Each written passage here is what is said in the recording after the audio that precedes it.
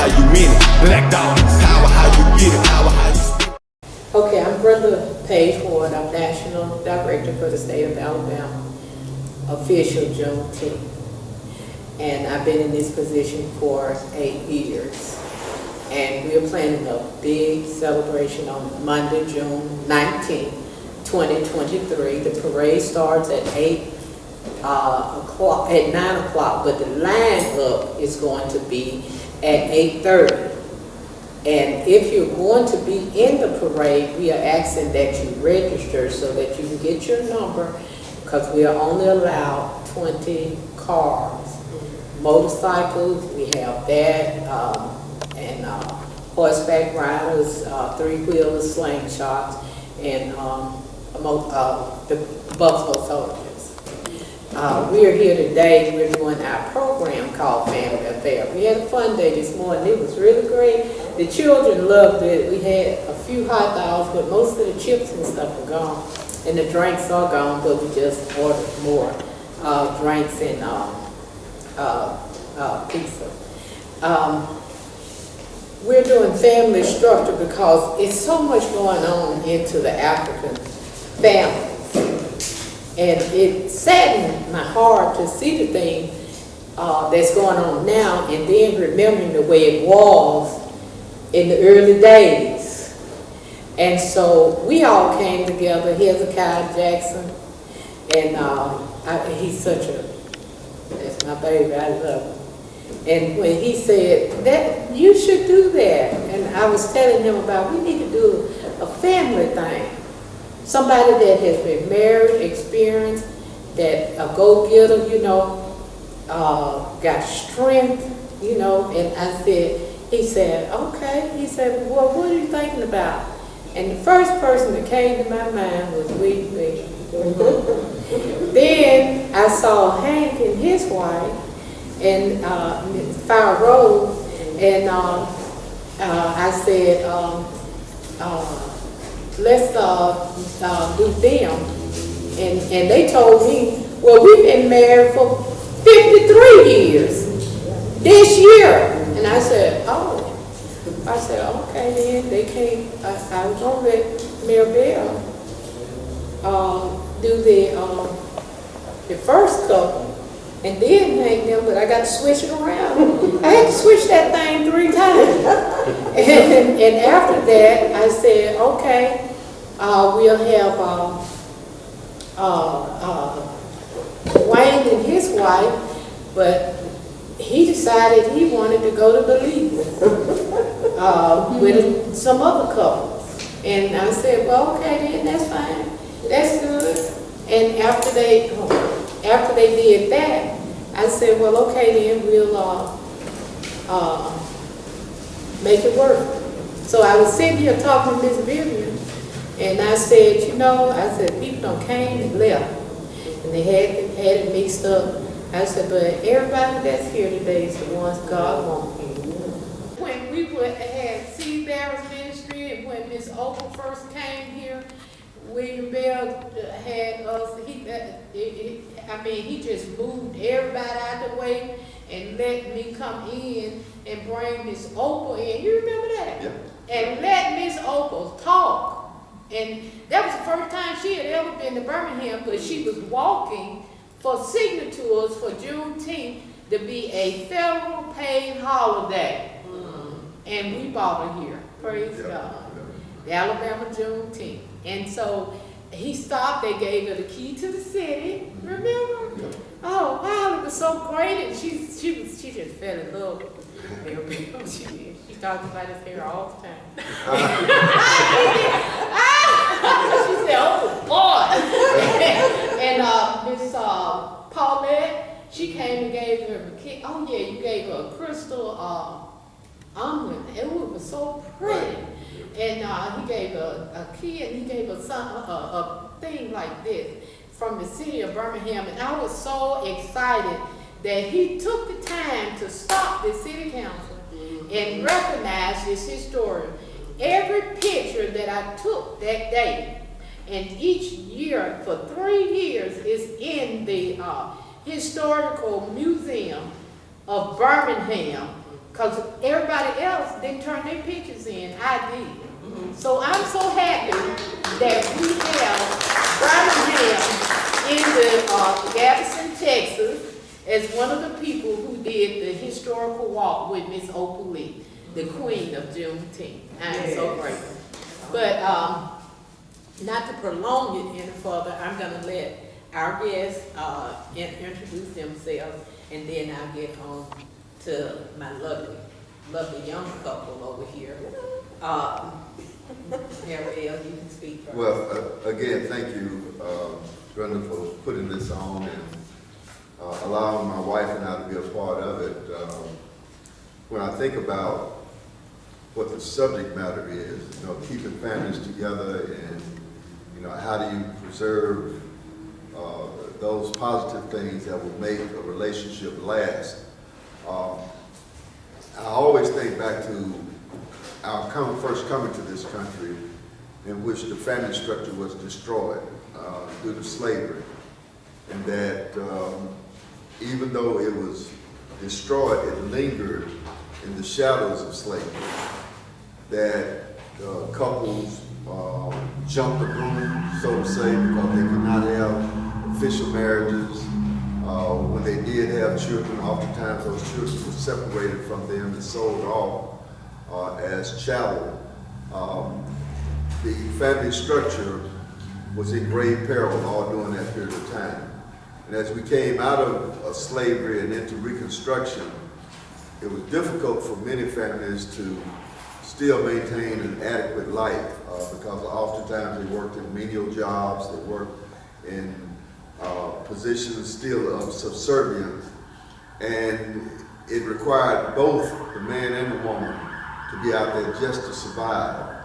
And so that put a stress and a strain on marriage and couples' relationship.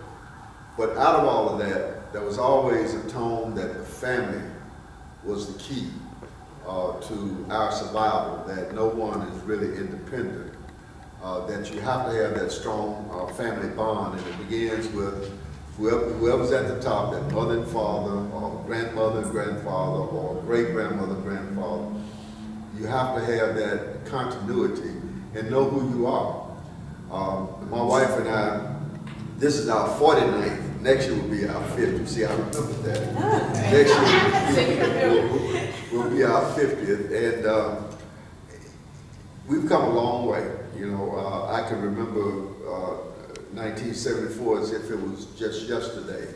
And now we are almost some 50 years later. And I look back on it with laughter, I look back on it with joy. But the commonality in what people have to have is a common belief system, a common value system to make it work. Doesn't mean you have to be alike.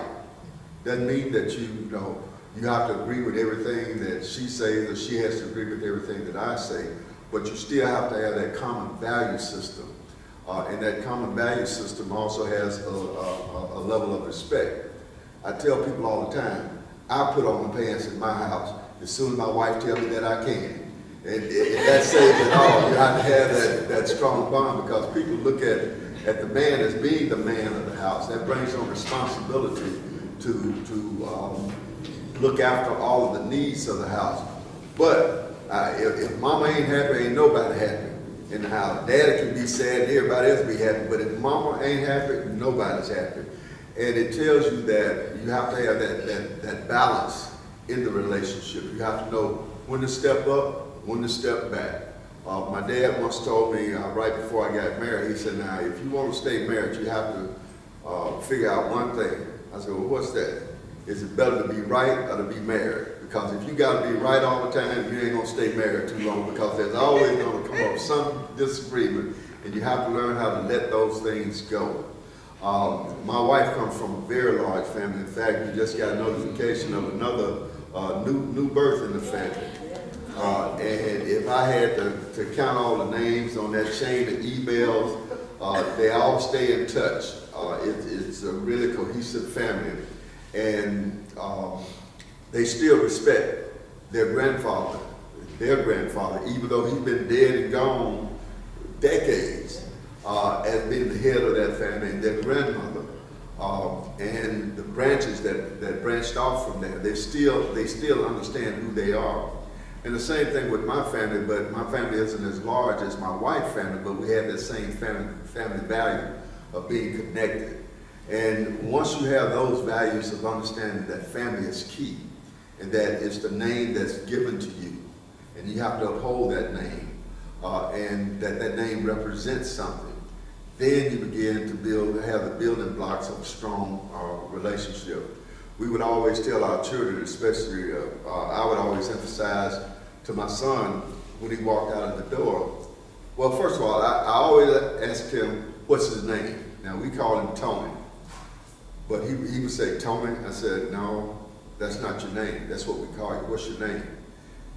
He said, oh, William Anthony Bell Jr. I said, yeah, that's your name. When you walk out that door, you not only take yourself, but you take your family name, you take everything that your family represents with you. And if you go out that door and you create negative atmospheres around you, that's going to reflect negative on your name and on your family. So don't think that you're alone out there. We go with you wherever you go. And that means that you have to instill in your children a certain set of values. And that's where that value system comes into play, because we can't be at odds on how we raise our children. We have to be in lockstep with each other. And that's what a lot of people don't realize. You know, we see young people staying out late at night. You hear about a 14-year-old being shot at 2 o'clock in the morning or something like that. Well, whatever happened to the street light rule? That, you know, everybody had to be in the house when the street light came on. And that was the rule of the house. That was a value system that people had during that time. So a marriage is more than just a physical relationship between a man and a woman. It's taking on all of those shared values that we have together, and then figuring out a way to make that bond or those values grow for the next generation. Because if your children see you in a loving relationship, they're going to want that same kind of relationship as well. If they see you in a negative relationship, they're not going to have the tools necessary to identify somebody who can share their values. So you start off with identifying someone that you have the same values with. You may not know it at the time, because your mind is somewhere else when you're 19, 20, 23, 24, 25 years old. Your mind is somewhere else. But that's the key system by which you build that relationship that can last 25, 35, 40, 50 years, 75 years. And I've talked enough. Let me let my wife talk, because she's much smarter than me. And you know, I chased her until she let me catch her. But it's been a fantastic 49 plus years, and I'm looking forward for the next 49 plus years. I am so happy to be here, and thank you so much, Ms. Brenda Ward, for the invitation. And my fellow panelists, I'm sure you can impart your own wisdom regarding marriage. It's been a joyful ride. And one of the hardest things in life is to be a mother. One of the toughest things in life is to be the wife of a politician.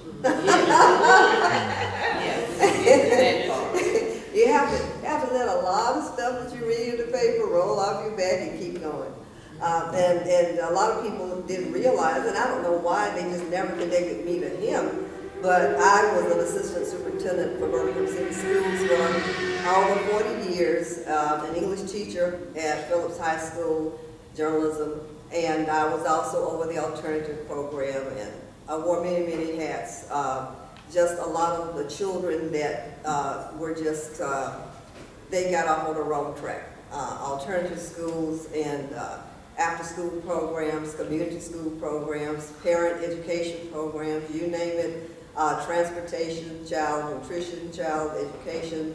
I'm not going to bore you with all the little hats, but I had to suppress a lot of things in my career so he could shine. And so that's what women do. You know, two people can't be competing for that spotlight. And so I wanted him because he would have an impact on more people. And the city needed some help. And I said, well, I'm going to be right behind him and push him on so he can help not only the children in the city, but also the families, the parents, and all of those who really need some help. And I look around Birmingham today and I see the tremendous impact that he made on schools and on parks, on libraries, the crossplex that we just passed by. And so I'm thankful that, you know, it was a joy for me to say, you made the right decision. And my children, I was a den mother, I was a scout mother, I was a soccer mom. I was the one who had a flexible schedule because I worked nights because we had the night school program. And so I could pick them up, all the kids, pack them in my car, Gatorade, and went to a lot of soccer games. And he was running, traveling out of town, raising money for the city, and bringing world games and, you know, going over to Poland, going over to Russia, going over to Saudi Arabia to bring money back into the city. And so I wanted to be his helpmeet.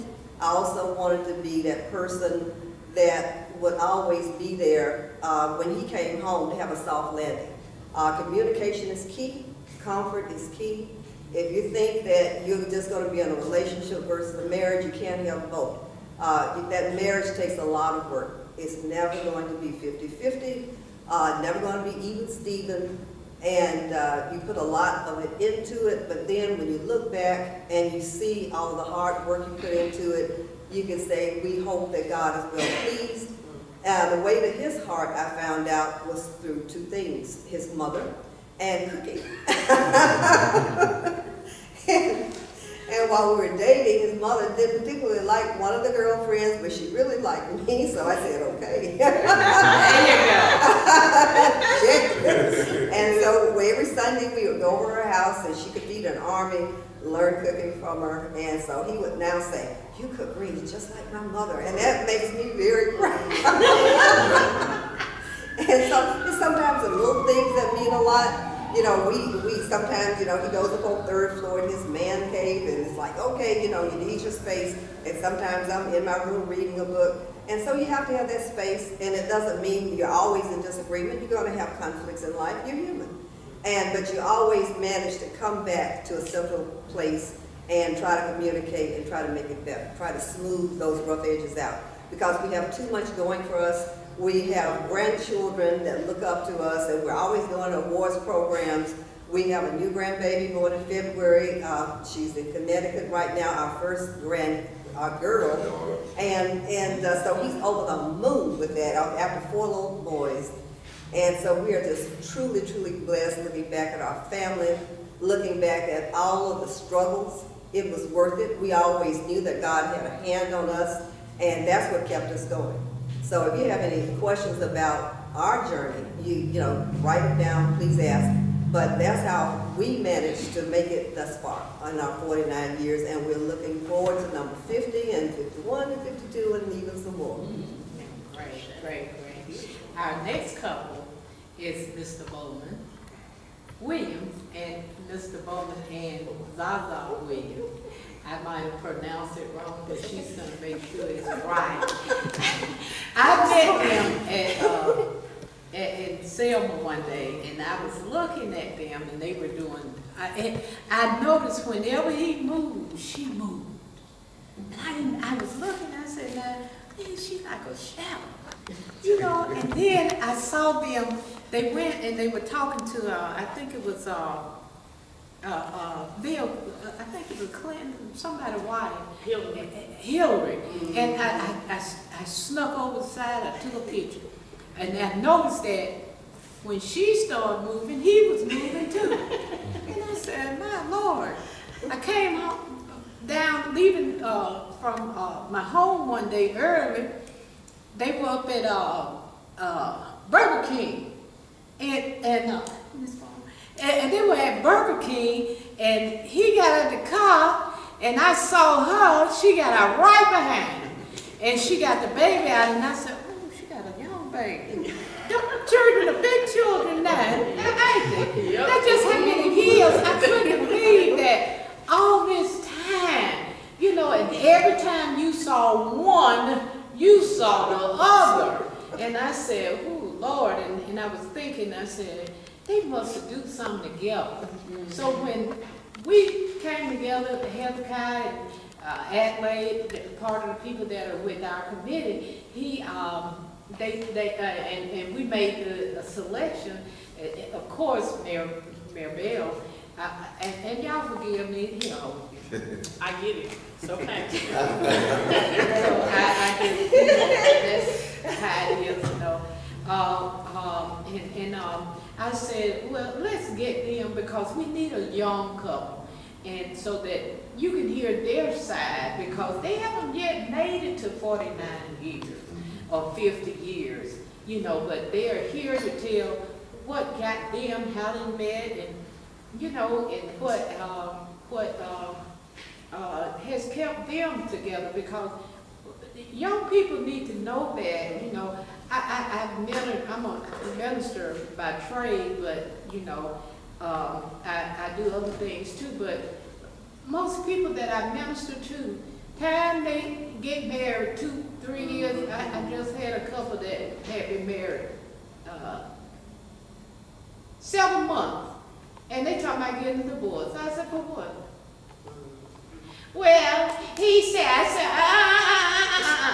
I said, who started that? Well, his sister. I said, you didn't marry his sister.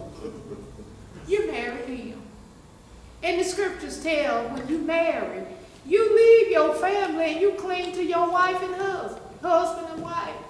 You're one. You're no longer two. I said, you're still young, baby. Get past the 3 years. If you make 3 years, you got 4 years, 5 years, 10 years, 14 years, and 11 months and 28 days was how long I was married to my late husband. He did it. And I thank God for that. I'm going to remarry again, but not right now. Because I mean, what I'm saying is Juneteenth is like a baby to me and refuge in troubled times. So it'll be hard for me in this day and time to find someone, or they find me with all the things that I do. And every time when I get real sick, sometimes I say, Lord, give me something else to do. I don't want to die just yet with my work incomplete. So when you met your wife, Mayor Bell, I had just graduated from college in 74. My late husband and I had just married. So I was excited about everything, you know, to start a family. So we're going to let you, Miss Lee, go first, and then we're going to let your wife go. So I'm Bomani. Okay. You can't say Bomani, I'm good with both. I wish she would have started, but I'll start. So we met in California. We're both from California, Long Beach and Compton. And we really met while we were embedded in the streets, right? So we met at a different time for the people who know us now. You know, we're revolutionary activists. We love the world. We met and we liked each other. It wasn't even like we had to court and do this and the extra, and you know, we both genuinely liked each other. Like you guys know, we've been together for 13 years, and like Mayor Bell said, you have to have a common higher purpose, right? So together, we found our common higher purpose, and that was our community, right? So just us getting involved in the community brought us closer together. Then our ideologies start matching, right? We start reading some of the same texts and revolutionary literature and things like that, and we kind of became one. And of course, we have our differences, our ups and downs, our days, but our higher purpose together exceeds all of that, right? So each day we're able to wake up and say, you know what? Our children, our community children, our community, they depend on us. And some of the things that we've decided to study together over the years has also helped bring us closer, because we are together all the time, right? So that can cause, you know, people are together people were together for Corona for 6 months and they broke up. Yes, yes. Right? So we're together every day. We homeschool and we work together. And that has brought us problems, but it's also brought love and light. And I get to spend so much time with my family versus a lot of other people or men specifically who do just work, and they're not able to build the type of connections I have with my children, right? Because they just providers. And they're looked at such providers and protectors. I am that, but I exceeded a little more because I do have the nurturing bone in my body for children. And I'm just there every day. We decided to live our lifestyle consciously together, right? Because we don't, you know, I lost my dad when I was real young and my mom when I was, you know, when we first got together. So again, with my children, I'm kind of paranoid, like I don't know when I'm gonna leave, so I wanna spend all the time I can with you, and that time be loving time and conducive to their spirits. That's a little bit.